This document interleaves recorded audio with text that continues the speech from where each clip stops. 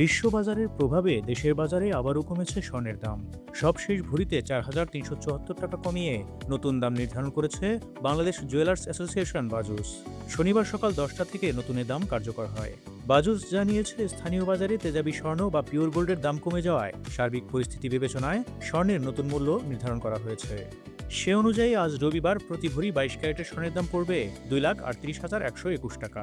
এছাড়া ২১ ক্যারেটের প্রতি ভরি ২,২৭,৩৩১ টাকা, ১৮ ক্যারেটের প্রতি ভরি ১,৯৪,৮৪৭ টাকা এবং সনাতন পদ্ধতির প্রতি ভরি স্বর্ণের দাম পড়বে ১,৫৮,৬৮৯ টাকা। বিশ্ববাজারের প্রভাবে দেশের বাজারে স্বর্ণের পাশাপাশি কমেছে রূপার দামও। শনিবার সকাল ১০টা থেকে নতুন দাম কার্যকর হয়েছে বলে জানিয়েছে বাংলাদেশ জুয়েলার্স অ্যাসোসিয়েশন বাজুস। সে অনুযায়ী আজ রবিবার দেশের বাজারে ২২ ক্যারেটের ১ ভরি রূপার দাম পড়বে ৫,৬৫৭ টাকা।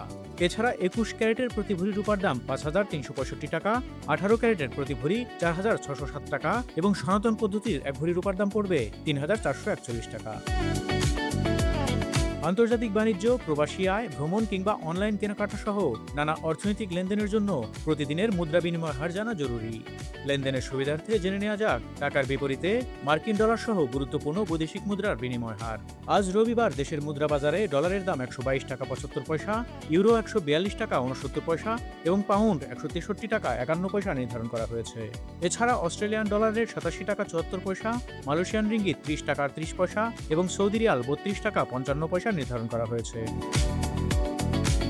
বিশ্ববাজারে বেড়েছে জ্বালানি তেলের দাম। শুক্রবার ব্রেন্ট ক্রুড ফিউচারের দাম ব্যারেল প্রতি ১.১১% বেড়ে $১০৬.৮৯ দাঁড়িয়েছে এবং যুক্তরাষ্ট্রের WTI ফিউচারের দাম ১.০৯% বেড়ে ব্যারেল প্রতি $১০২.২৭ হয়েছে।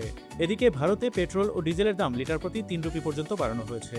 অন্যদিকে পেট্রোল ও ডিজেলের দাম লিটার প্রতি ৫ রুপি কমিয়েছে পাকিস্তান। শুক্রবার এক প্রজ্ঞাপনে এ তথ্য জানানো হয়। তবে দেশের বাজারে অপরিবর্তিত রয়েছে জ্বালানি তেলের দাম।